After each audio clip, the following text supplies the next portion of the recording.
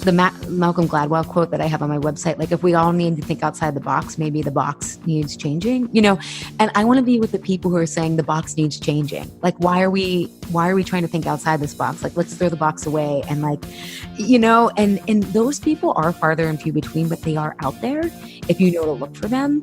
And I think that is so important because there's a genuinely different value set. So for example, with marketing, you and I both take a very educational approach, right? A lot of marketing is like preying on people, right? Like make them feel bad, tell them you're the and I'm not saying everyone else is doing that, but that is the default model, right? This is Therapist Clubhouse, a podcast for private practice entrepreneurs. I'm Annie Schusler. This week, I'm talking to Ali Shapiro, an entrepreneur in Pittsburgh, Pennsylvania. She's a certified holistic health counselor, has a master's in organization development, is the host of the podcast Insatiable, and the founder of the program Truce with Food.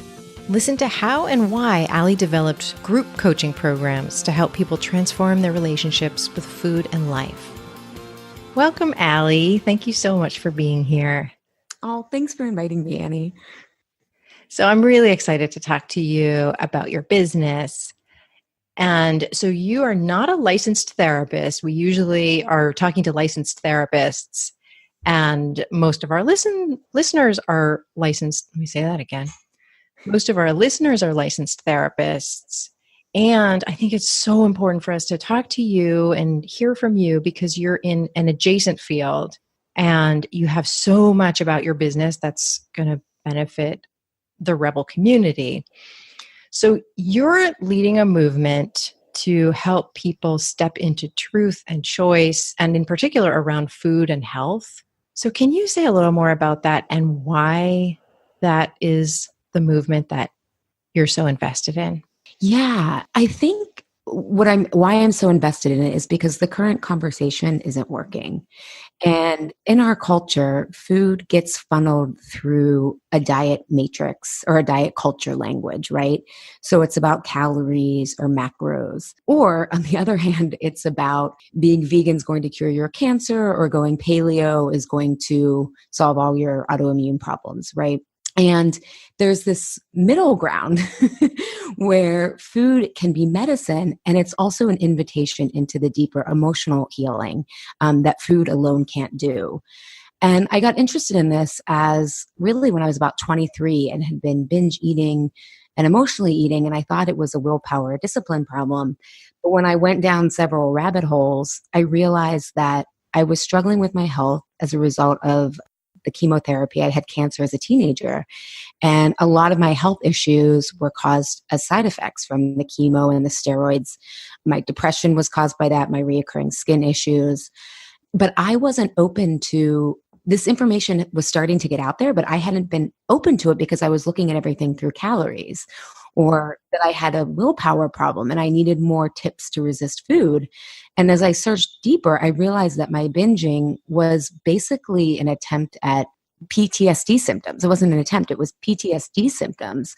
I'm the first generation of childhood cancer survivors. And so getting us to be alive was the milestone, right? And it's a wonderful milestone that I'm grateful for every day. But there, at the time, there was no emotional. What do you do when you're 13 years old and what isn't supposed to happen happens and you almost die? And so my binge eating and emotional eating weren't about weight loss like I thought they were. It was about safety and thinking that I was projecting safety onto weight loss. Like, oh, then life is going to be easier. Then I can do the real things I want to do. So that's how I got into this. I realized that food was much more complex and it was operating on multiple levels. And we needed as a culture to understand the value of it as medicine. It can really be preventative medicine, and also recognize that these symptoms that we have of eating disorders, and I mean, I would say more people have undiagnosed eating disorders, right? Where they're just overeating and not seeing someone about it. And they wouldn't be considered anorexic or the newly defined binge eating disorder. They're somewhere in that muddy middle, which is where I was. And that's about 95% of us. And so I thought that we needed a better way to manage this complex process. Yeah, and you developed a method, a framework over time. And you started out doing one-on-one work, right? And I still do one-on-one. And you still do one-on-one. Okay. And you created also group programs from there. Yeah. So did the framework start developing as you were doing only one-on-one work? Yeah. So it started, when I've been doing this 12 years now. And when I first started, getting people off processed foods was edgy. That like telling people not to eat a Zone bar was like, what? And so I had kind of saw if this getting off, packaged food worked for people, and it did. And I left the corporate world then, but I quickly realized I had this curiosity question of, why am I'm someone who should value health. If anyone at 23 is going to value their health, it's someone who's had cancer as a teenager. And why didn't I know about this information? Why wasn't I looking at it through a medical lens? And it sent me to grad school, where I started to study how we form our identities, how that forms what kind of information, how we make meaning in life. So as I started to understand this, I started to realize my clients, they were making certain lifestyle changes, and that was helping the food. And I didn't understand what was going on. And so I had that question along with my other one. And so I did grad school alongside of seeing individual clients. It was really grueling at the time. I don't know if I'd recommend it to anyone. I was even going part-time, but it was really, now I'm so grateful for it, because you learn this theory. My master's degree is in like change theory and how adults learn and all that stuff. And you learn this idea in theory, but then what actually happens in real life, you can't, one theory doesn't solve a human being, right? So as I started to see these patterns, and the framework kind of got built out as I was learning in grad school, but it really took me, Truce with Food started as a program as just 6 weeks and only really about the food. And I tacked on one coaching thing at the end, because again, that's where the cultural narrative was at the time of like, oh, we're learning about quinoa and kale. And, these days, I think most people know about that. So I was kind of learning along the curve of the early adopters as well, what was happening. Mm-hmm. Okay. So it started as this 6-week thing, and now you've got a few different programs besides your one-on-one work. And so that people can kind of invest at different levels of time and money and all of that. So I think of your core offer as Truce with Food. Would you agree with that? It is. Although one thing that it is the main framework and the process.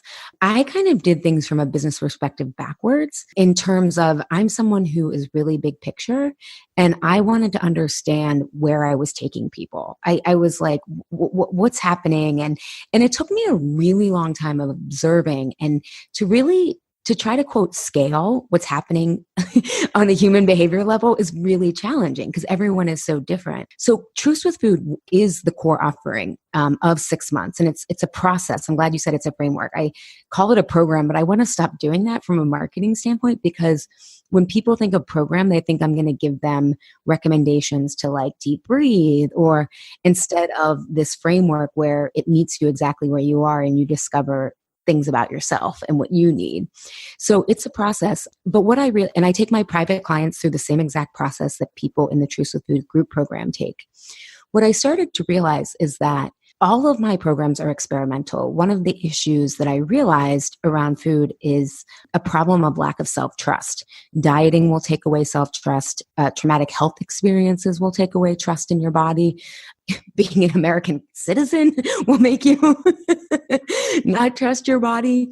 And our medical system takes a war approach, right? And so we're taught that anytime something's happening with the body, whether it's a willpower issue or acne or depression, it's a deficit.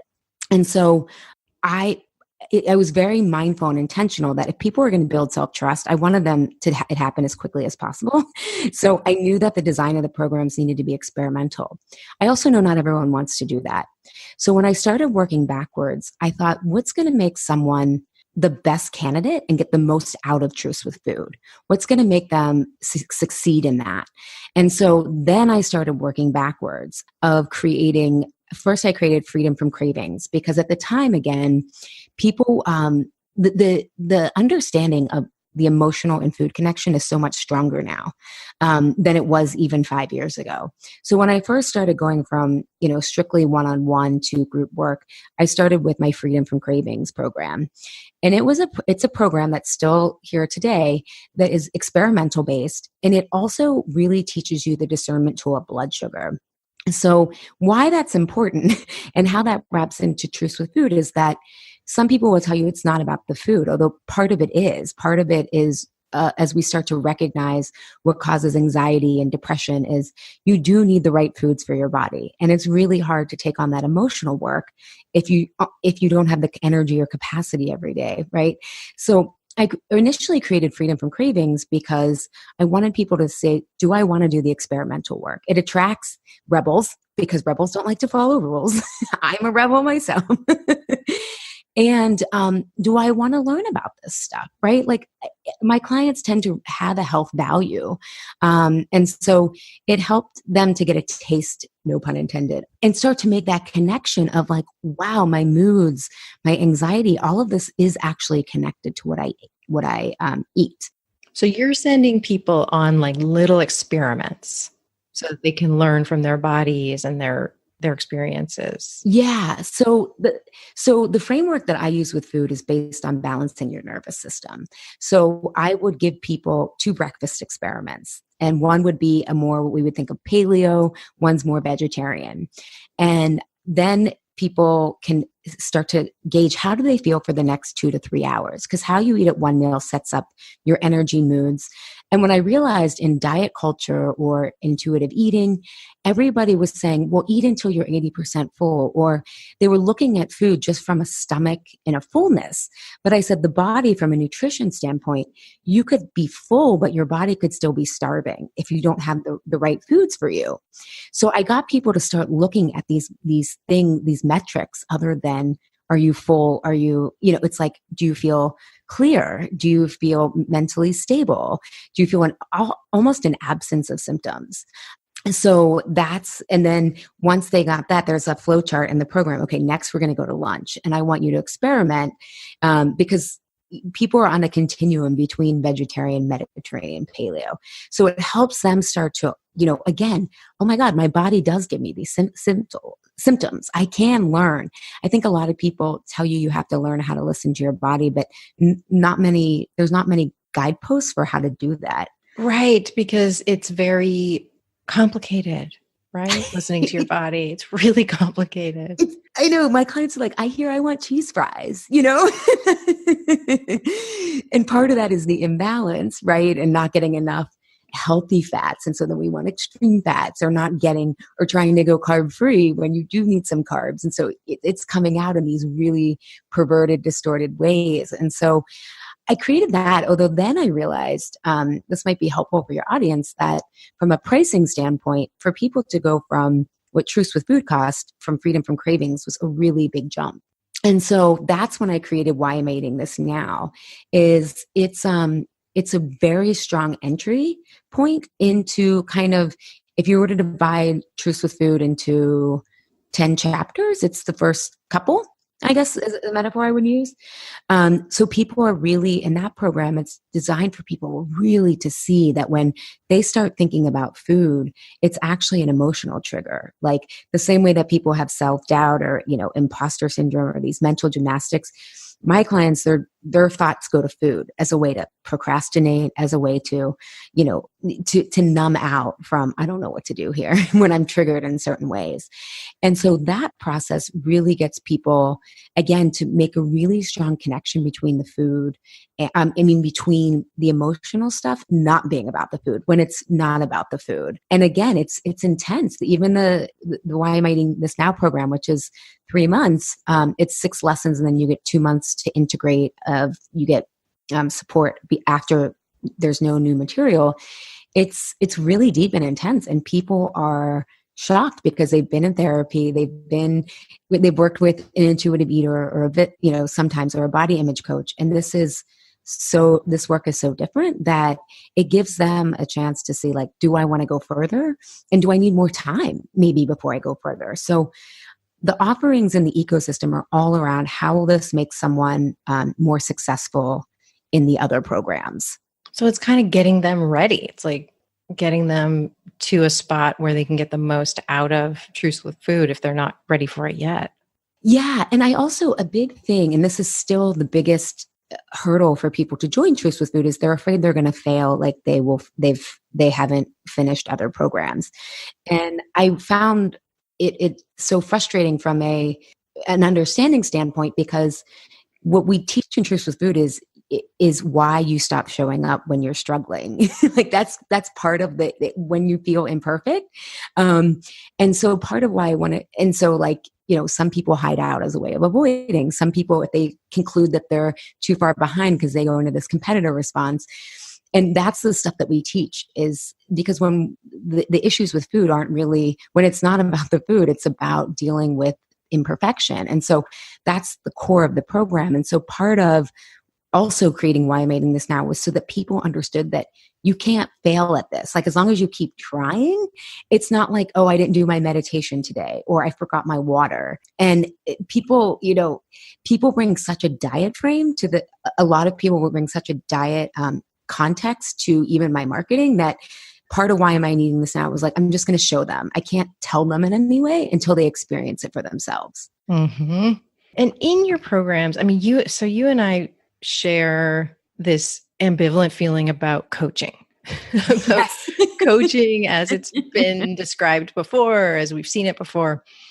And so I'm really curious. And we've also noticed, like, full disclosure, we're friends, and like we've talked a lot about this stuff. And like, one thing that I think we've both noticed is that for our clients to really succeed, like for me in business, for you in their health, like they need a combination of guidance and room to explore, room to experiment, and to make the work their own. And so I'm wondering, how do you balance? Oh, and we both have found that like they need a lot of interaction, that it's not a passive process, that we're really involved in our programs. So how do you think about balancing those things, like teaching and coaching and giving room, and just what your leadership style looks like when you're at your best? Yeah. When you sent over that question, I was like, it's so interesting, because I don't think of myself as a leader per se, because I'm always the guide on the side. But I guess when I always say all leadership is self-leadership, right? So I was like, oh, okay. So yeah, I have a blend of teacher, consultant, and I would say coach. But again, I feel like the approach that I've taken is called developmental coaching, and it's so different than traditional coaching. Traditional coaching is mainly focused on your thoughts and like the head part of things, right? Get your mindset right. The problem is no one's located the mind, and it's a projection of your body and your thoughts together. And so my process helps people change kind of what they say in developmental psychology, the heart and the head, so that you feel like, a lot of clients like, I want to make the healthy choice, right? Or I want to feel good, rather than just trying to be good on the autoimmune protocol or whatever they've been put on. And so when I use the word coach, I'm using it in the context of developmental coaching, where I'm helping people shift the meaning of things, not just reframing things and cheerleading people, as sometimes that's what coaching has become. And so when I'll take in the Why Am I Eating This Now and the Truce with Food and the individual clients, because in Freedom from Cravings, which is self-study, the coaching and teaching are kind of built in, right? The teaching is teaching people about blood sugar control and the symptoms to look for if you're eating the right foods for yourself. And then the experimenting is them coaching themselves, really, right? It's like, coaching is a premise of, you're brilliant, you can figure it out, you just need the right questions. And so these experiments are like questions. But when it comes to the more emotional work, is in the beginning, I take on more of a teacher role, because it's developmental coaching. It's so different. And because people in their stories often think that they're the ones struggling versus this just being a very new way of approaching things, I am often illustrating the concepts that I've written in the curriculum. And they get experiments. So again, in each week, there's an experiment to coach to do. And then as we move more into, okay, they understand the concepts and I'm still coaching at that point, like, last night in our Truce with Food program, someone had brought up about alcohol, and this process helps with alcohol because it's about figuring out what you really want. And so I, said to the Truce with Food participant, I was like, so it sounds to me though, is it about the alcohol, or is it about, is it about the people themselves? Right. And like, so there was a little bit of coaching there because it wasn't about the actual concepts. It was, the concepts were there, but it wasn't what the question was about. So there's still some coaching there. But as we move in, especially into what I call the muddle, you know how a book has like a beginning, middle, end, and like you don't really remember the muddle. That's what the change process is like. It's hard, and it's like, what? I move into much more of a coaching role, and again, so I will bring in some of the concepts if I'm trying to teach, like, this is what we mean by being self-authoring versus the socialized mind, because a lot of people are theoretical learners. There's different types of adult learners, so I'm always trying to marry how people learn best. All adults learn best through experimenting and reflection, but my clients are very sciencey and they want some evidence. So I include that so they understand, but the concepts need reinforced. And then sometimes I'm taking on a more consultant role, right? There is real health acumen that people, for example, some of my clients, a lot of them actually end up going off birth control after they've been put on it, not for reproductive choice, to mask. They've been put on it as very young kids to mask certain symptoms. And so if they are struggling with like skin issues, I can recommend a supplement to help them detox the birth control, because once their food is solid. So I have that kind of acumen. Or a lot of clients, like, once you start getting to the root, the real emotional root, like, clients will be like, I don't understand. Like, I used to wake up with leg cramps and I've tried the Epsom salt baths. I've tried more magnesium. Like, what's happening? And I'm like, there's psychosomatic research out there. And so I can bring some of that in and say, that would be my best guess. I love to believe in that stuff. And I'm still kind of like, it's emerging science, right? But I can point to them to some of the stuff that says once you start really resolving stuff. So that's helpful for them as well. Totally. So those are the different things that you're kind of balancing and keeping in mind in your role. And then how does the group factor work for you? Like, I'm noticing especially in my small groups, that so much of the power of kind of healing mindset stuff and taking action, being able to take action, comes from the group, and being able to kind of maybe hear me coaching someone else in the group, and they hear something that's a little hard to hear if it's like straight on, or they find themselves saying things to another group member and then realizing, oh, I guess I should apply that to me too. Yeah. How much of that kind of stuff is part of your program too? Yeah, I'm so glad you brought that up, because I always say the group is a tool in and of itself, right? Like, it is part of the medicine, and part of, at least with my clients, they feel very isolated in their food struggles. They feel like now they've gotten the message that they shouldn't care and they shouldn't want to lose weight, and they feel guilty that they still are struggling, and they just feel very alone in this. And so, yeah, the same dynamic in that, especially because you're learning new concepts and whatnot, to hear other people apply them is super helpful. I find that it just, the realizing that you're not alone, and like really feeling that, right? When people are saying, this happened to me, and you're like, oh, I thought I was the only one, right? There's like, because part of the process of healing is not being perfect. It's connecting to your humanity. And so when you can be in a group where everyone's being real, and I find that a lot of people are starved for that kind of conversation. That's why I just created the Insatiable membership community, because my clients want to have those kind of deep conversations that sometimes, aren't always welcome in the outside world. And a lot of times they are. But yeah, so I find that the learning curve is, and then also people are learning so much faster because they can see the water that they're swimming in. And that's the whole process that I'm helping people, is like, this is the fish, your story is creating this kind of fishbowl for you. And it's the quicker that you can have contrast and see outside that. and you see, in the specific, you see the universal, right? And in the universal, you can often see the specific. So yeah, I find the group work, in the beginning, everyone's still kind of cautious and sharing in certain ways. And then there's always 1 or 2 weeks that okay, everything comes down. I don't know if that's how it is in your group for a while, but then the group just really gels. And that's, again, I created the Insatiable membership community for support after Truce with Food, because these tools are really leadership tools and creativity tools.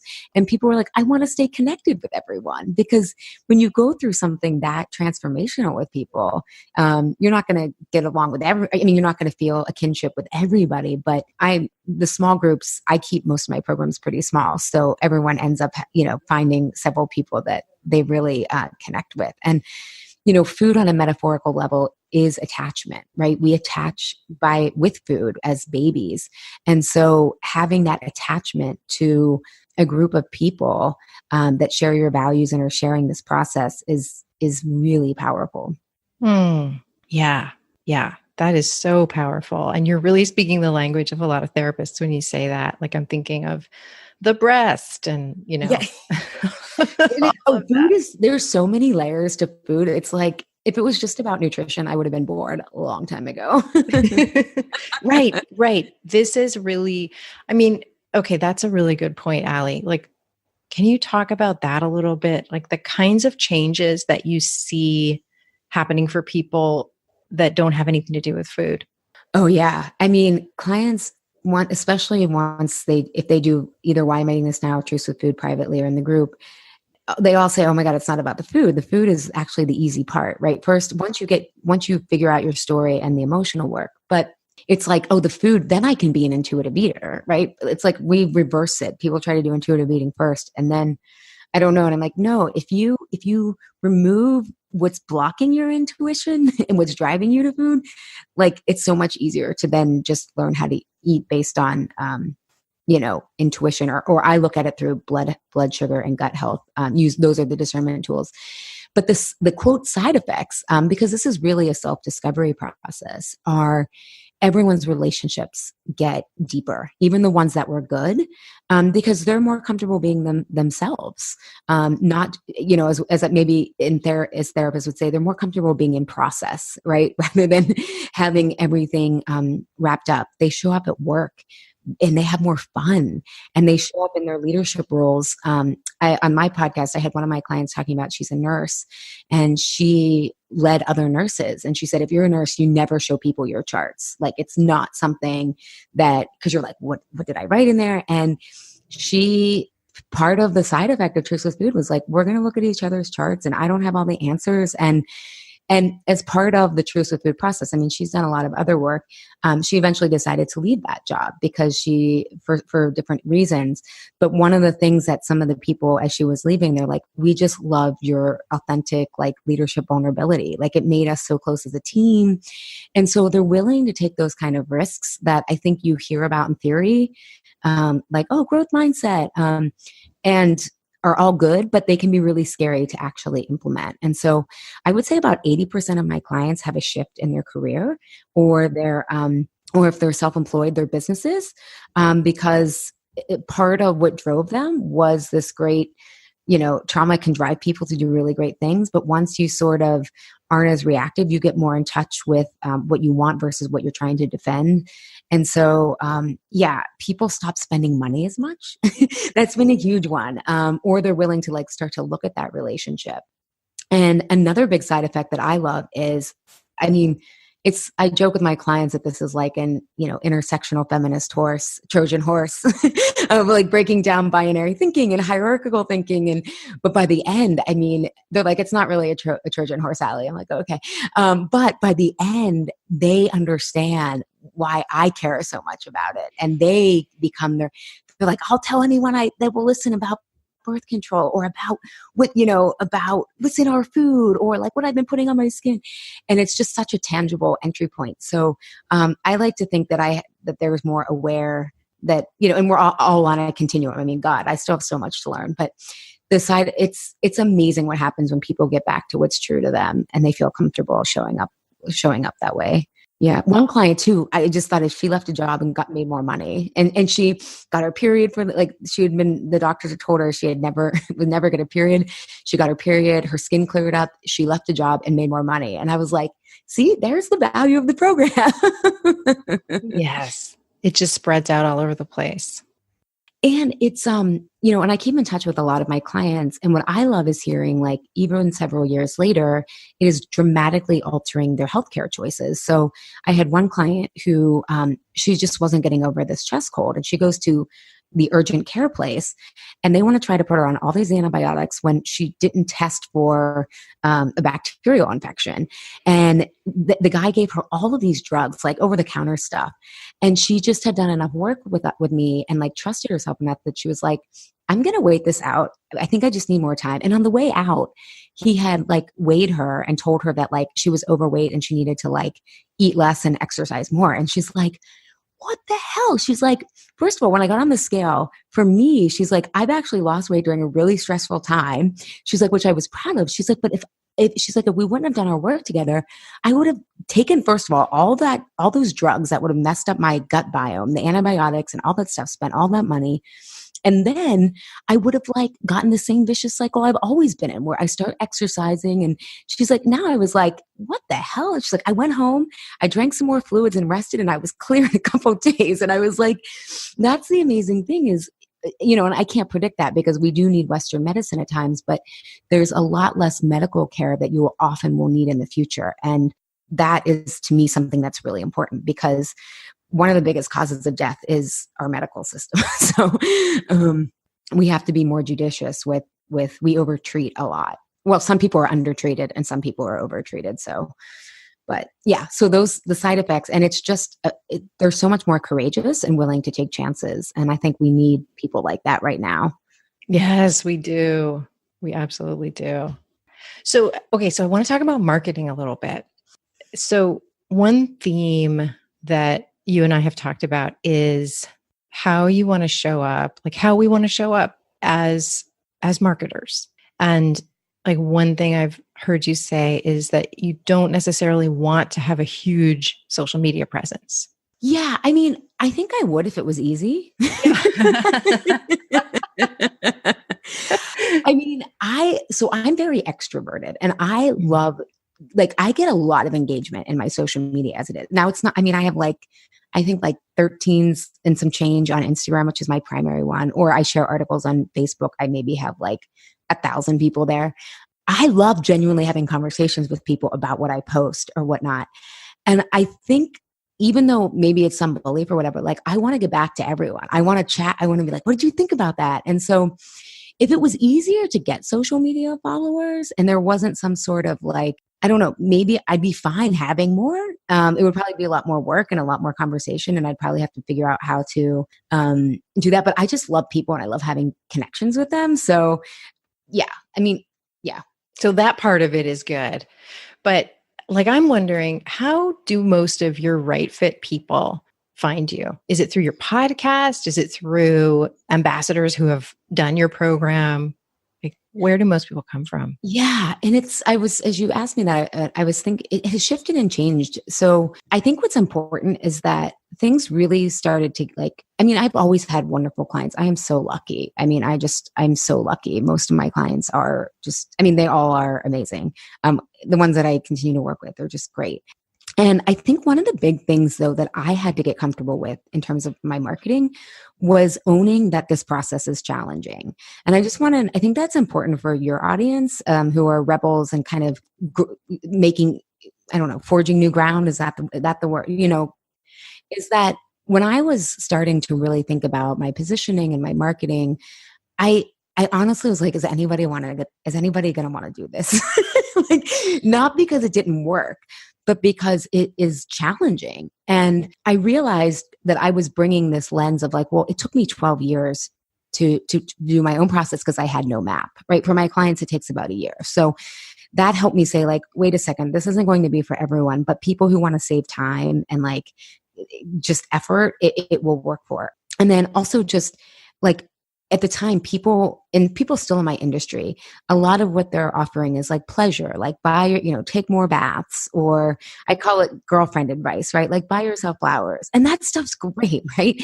It just never got me where I wanted to go. And so I felt like I was comparing myself to like, who's going to want to do this hard work when the other offer? But what I found is that there are the people that want to do the work. And so I just think that's important when you're forging new ground, and maybe your message isn't is harder to digest. Yeah, it's not as easy, right? And it's really honest. Yeah. Yeah. So the type of clients aren't afraid of that. They're ready for change. And they've tried other things, but yeah, so when I was in Philadelphia living there, that's where I went to grad school and I started my business, and I was mostly in person. I had a spot on NBC 10, but I never knew how to like leverage it. Like I was just like, I'm on TV talking about healthy foods. And so, but that did give me some credibility and whatnot. And one of my clients, an editor found me, and she featured she had heard that I was doing something different. And she featured one of my clients in the Prevention magazine of how I think she lost, I forget, she got off all her antidepressant meds and I think lost like 30 or 40 pounds with Truce with Food. And that was an amazing way for clients to find me, as well as I had a feature in Philadelphia Inquirer. But most recently, it has definitely been the podcast.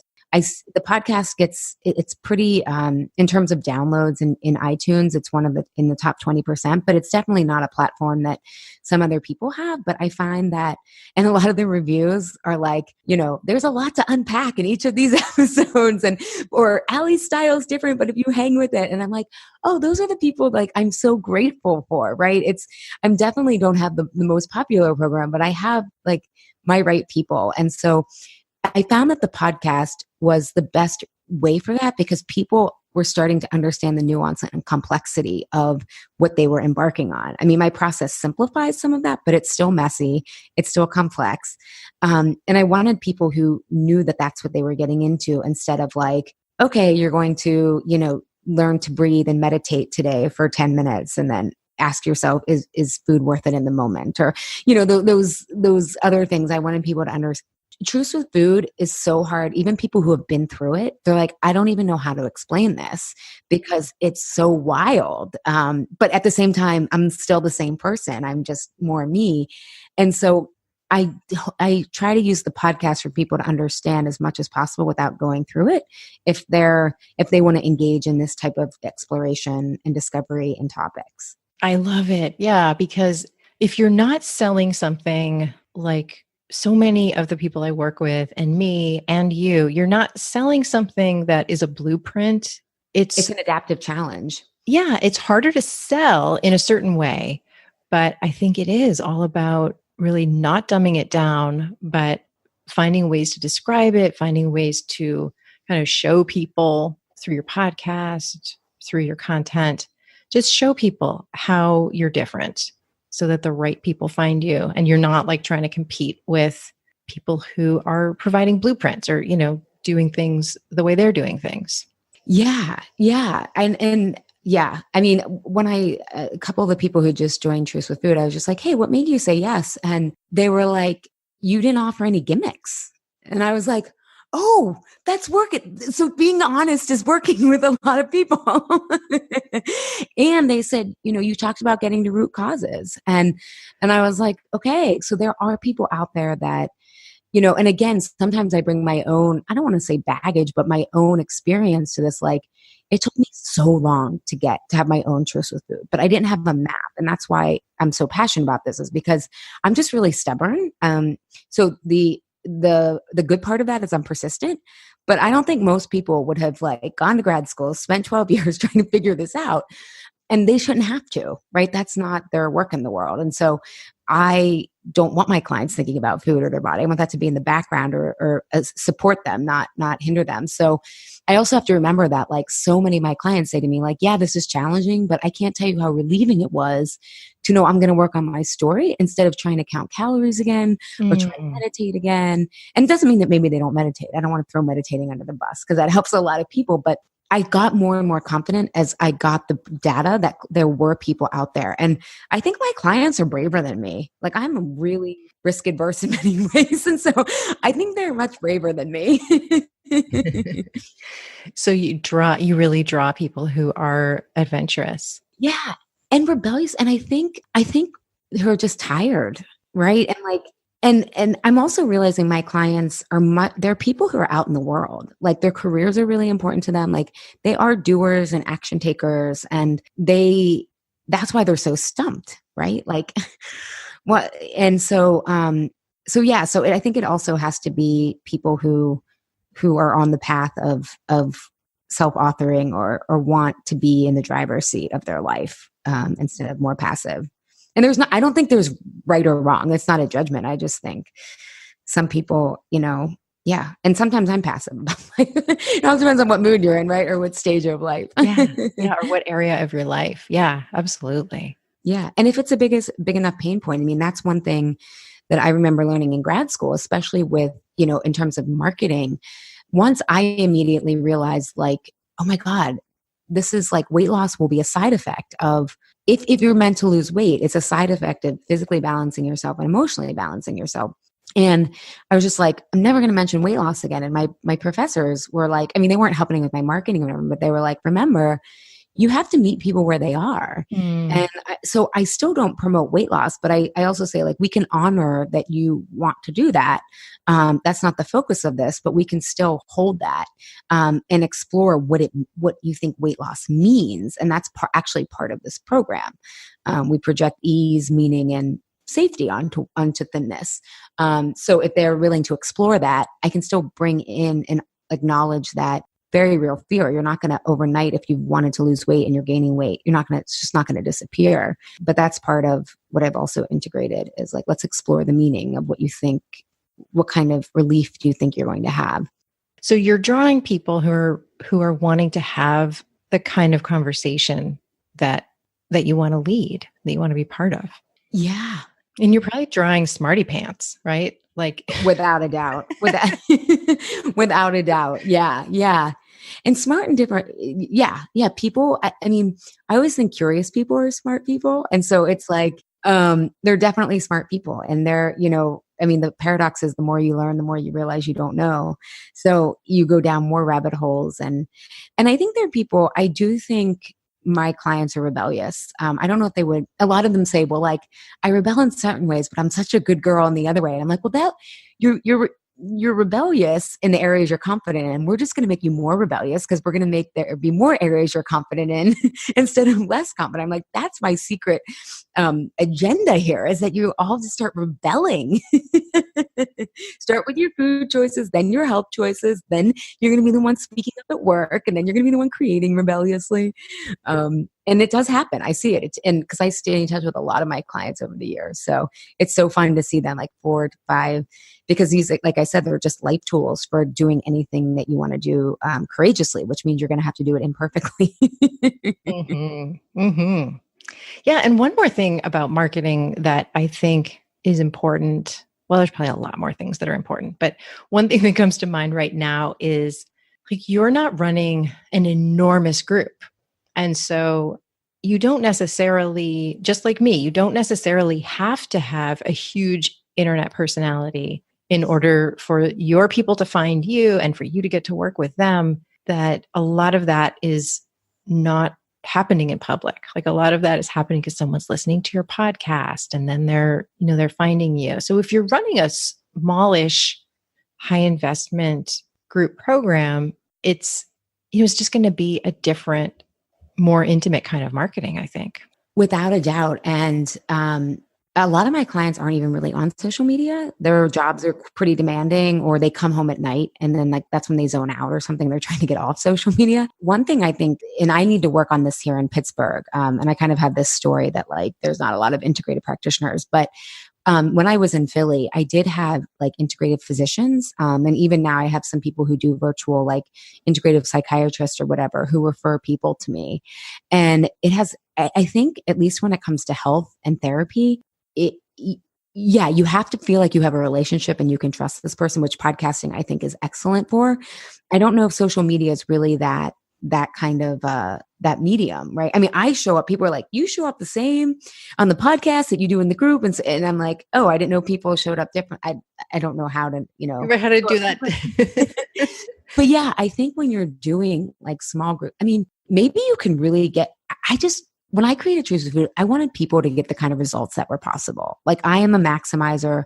I like efficiency. I'm like kind of a go big or go home type of person, even though slow and steady is go big. I don't want to say it's like it's an extreme program because everything's very subtle. But yeah, I don't know if you can do the kind of change that probably your therapists are interested in creating in massive groups. Maybe you can. I just don't know if that's possible. Yeah, I think small group work is a really good fit for a lot of people. Yeah. And for therapists, I highly recommend that they connect with integrative physicians or nurse practitioners or physical therapists because, people tend to trust if they like their healthcare. If you find the good ones, right, people are going to trust them. And they can be a great outlet because I know I always want good referral sources for people who are like, I need, one of my clients is looking for someone who does EMDR. And I'm like, oh my God, I wish I had someone just, and I mean, granted, I helped her find someone, but it was like, I think it's just really important that we realize healthcare decisions often, and again, people often don't think of this work as healthcare because at least Truce with Food, people are often coming because they just feel like they're battling food, and the health effects are these like wonderful, getting off their antidepressants or their anxiety going away is like this wonderful value that they didn't even expect, and it's actually probably more important. Yeah, it is, and that's what I'm saying. Like, I think my clients value health, but they're like me in that they assumed thinness is health and all this, and it takes a big mental shift. And that's the work we do to really value your body for feeling good on a day-to-day basis versus just what it looks like. It sounds, like you just flip a switch, but it's much more of a process than that. Yeah. And it involves taking down the patriarchy. My favorite thing to do. And rebuilding it in such a better system. I love that you said that. So, Allie, if you could time travel to the start of this whole adventure of your business, what would you tell the Allie of that time in terms of two things? One, big mindset piece, and something very tactical. Yeah. So in terms of the big mindset thing, I don't think of myself as like comparing myself to others, but I really did. And especially, this is kind of like personal, but from like I didn't have a lot of financial resources. I mean, my parents paid for undergrad and I'm very privileged that way, but, I had to self-fund basically. I mean, I put grad school on interest-free credit cards because I couldn't get loans. And I would often see, people who had big budgets, whether because maybe they were funded through family members. Like I didn't even know that happened until I saw a Dartmouth study that said like they were trying to study how entrepreneurs, like what was the personality trait that made entrepreneurs so successful? Were they better risk takers? And it was like, oh no, 80% had family money. I was like, oh, and I had all this compassion for myself that like, I was like, oh, but I say that because money is going to determine how you can pace yourself. And I used to beat myself up because I didn't have a lot of marketing money and it was very organic and I was seeing people in person. But I'm so grateful for that now because it made me get really good. It made me become really discerning. There's a real positive to having to be scrappy. But we compare ourselves in terms of social media or in terms of their marketing or in terms of how far along someone else is. And really, when I think about what makes me the most joy, it is connecting and coaching with my clients and it's making an impact and it's getting to not have to set my alarm in the morning. And so I share that and that like really understanding the metrics, big picture of why you're doing this path. And you're going to need reminded, you're going to fall off and lose sight of that. But I think that's really, really important from a big standpoint is like really just trusting your own metrics. And getting the level of support that you can afford, because there's a lot that you can do without having to make huge investments. Often those aren't even worth it anyway. So you learn mostly by doing. So yeah, and that makes me think of like you and I met at a business retreat that was a pretty high investment, and I think it was the right time for each of us in our businesses to do something like that where the business could afford it. And it made sense because I made the kind of decisions that I could make at that level, right? Whereas, and that's 11 years in, right? But like in the beginning, I was like, why is this so hard? What? And it's like, it's just hard. Like, but I thought I was doing something wrong because again, in the corporate world, it was pretty easy for me. There was a path laid out and it was like, and I was in one of these training programs. And so I had access to lead. I mean, it was just like, I had to start from scratch with everything. So I think and I know it's hard, but when you're really doing something different, and I think this is the more tactical piece, it is part of that comparison isolated me. Right. And I was like, no one understands what I'm doing. And most people honestly still don't understand. Even other coaches are like, oh yeah, I'm sure you're doing X, Y, and Z. I'm like, it's not that. Like, It's not what you think. It's not what you think. We should put that in our business cards. Yeah, it's not what you think. And I think the tactical piece is really finding people who are doing things differently, because who are really rebelling against the system. Because what I saw when I started out and still see is people will say, oh, the innovative so-and-so.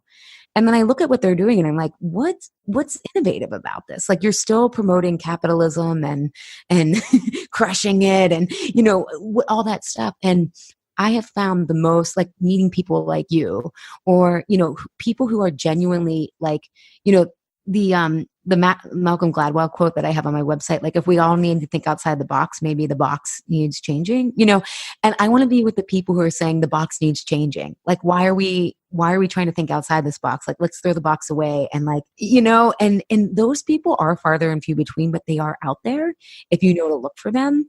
And I think that is so important because there's a genuinely different value set. So for example, with marketing, you and I both take a very educational approach, right?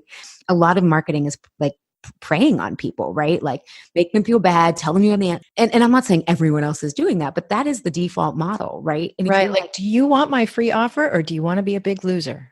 Yeah, exactly.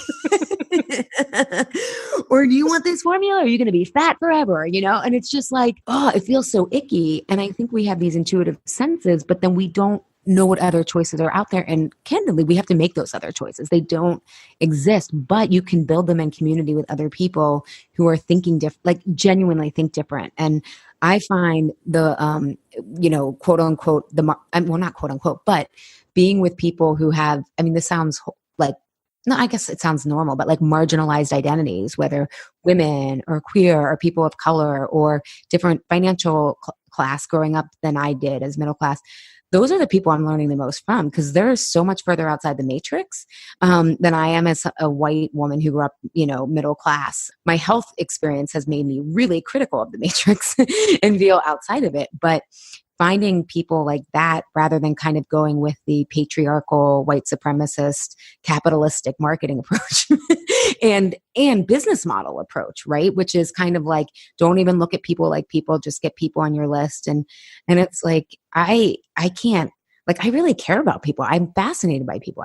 I studied them in grad school. Like, I just can't turn that off. And so I think really finding people who are throwing away the box, and just start looking, or join communities like yours, right? Of people who are like, whoa, I have this therapist background.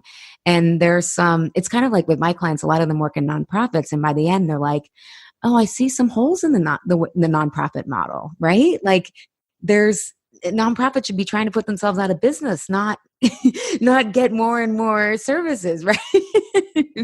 Although I could say that about a lot of not out of for-profit stuff as well.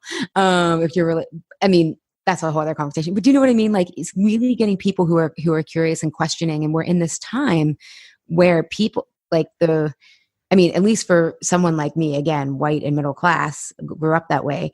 I am seeing things I never saw before. And I think a lot of us are, no matter where you are in our culture. And so finding people who are open to really shifting and changing and having that sense of belonging, because if you can have that belonging, I always say in Truce with Food, like, the deeper you can root, the higher you can rise. And you need that belonging to root into things. And when you're doing things differently, you're going to feel crazy and you're going to wonder. Entrepreneurship is so mysterious as it is. And then when you're doing something even different of like caring for people in your business. I had a client, like I had reminded her to cancel her like Insatiable membership community if she didn't want it anymore. She's like, I'd written a note, in the calendar, and then you sent me a reminder of like, if you don't want to keep going. She's like, who does that? And I'm like, right. Who reminds someone to stop paying? Yeah. Yeah. Yeah. And I'm like, we don't even have customer service in this culture. Like, we have accepted such a low level of treatment from businesses that when you can really care about people, it goes a long way. So I think that's the tactical piece that has made all the difference for me and enabled me to keep going. Excellent. Excellent. So I know we're a little over time. I want to ask you, obviously, where people can find you, but do you have time to at least briefly tell the Splenda story? The Splenda Oh, salad I have story? time, as long as if you have time. Because it just feels like such an example of like a pivotal moment. Yeah. And it's like the most bizarre. This is why I start to think the universe has an incredible sense of humor. Yeah. So I was 23 and I was like binging and depressed and kept gaining weight. And I was wondering if something was wrong with my thyroid. And like, now I'm so glad nothing was wrong with it. But at the time I was like, I hope that's the answer and I'll just get on some medication. And so as I was waiting for the doctor, basically, like I looked at my health. There was a series of things that happened, but I saw all my medical files and just saw, I didn't have cancer, but I wasn't getting better. And all the acne treatment I had tried, all the antidepressants I was cycling between, all the asthma medication, allergies. And so by the time she had come in, I was kind of, is this Western medicine thing working for me when it comes to these chronic issues? So she came in and she's like, your thyroid's fine. And I was like, well, I'm struggling with my weight. And she was like, well, you have to like eat less and move more. And she was like, I will give you one of my favorite recipes. And I was like, oh, okay. Thinking that's what I needed at the time, another recipe.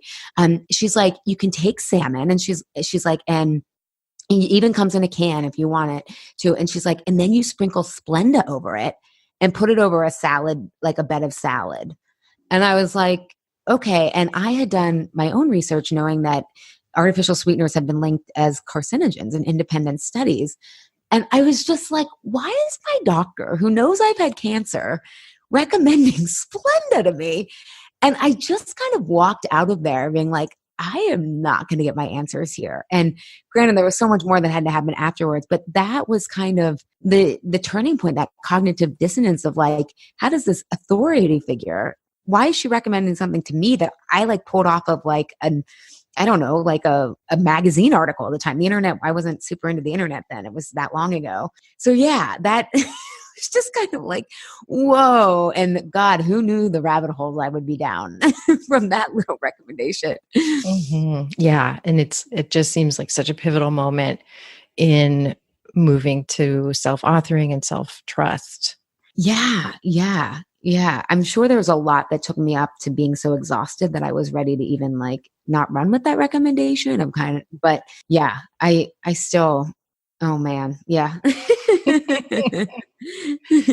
So Allie, thank you for telling that. So Yeah. what is the best place for people to find you, learn about your work, and throw compliments at you? Oh.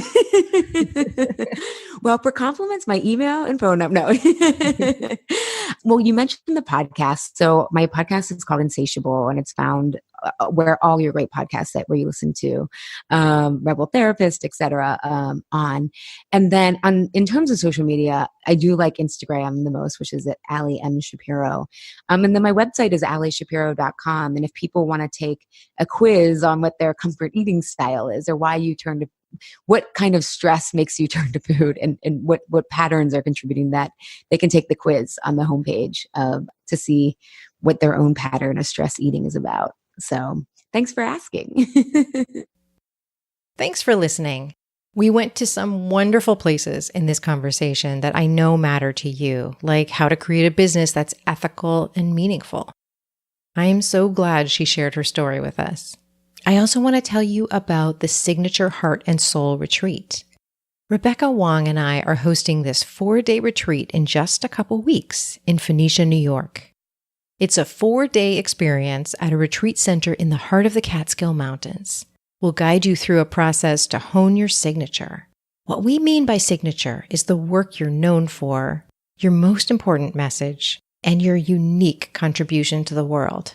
The retreat includes small group masterminding with me and Rebecca, delicious meals, gentle yoga, downtime to enjoy the trails and spa services or just to rest, a bonfire, and more. And a spa service is included in your registration.